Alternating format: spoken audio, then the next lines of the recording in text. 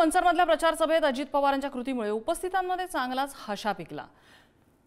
कार्यक्रमामधले निवेदक अजित पवारांचं कौतुक करत असताना त्यांनी थेट माईक खेचून घेतला। काल त्यांनी स्वतःच्या पक्षाच्या जिल्हाधिकाऱ्यांची अक्कल काढली होती। आज भाषण करताना गळ्यात गमछा टाकल्यामुळे अजित पवार चिडले आणि त्यावेळेला ते बोलले होते।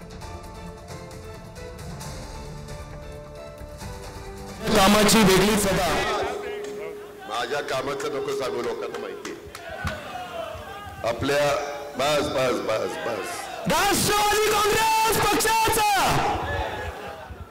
आपण हाडा मासाची माणसं कुठला कोहिनूर काढलाय।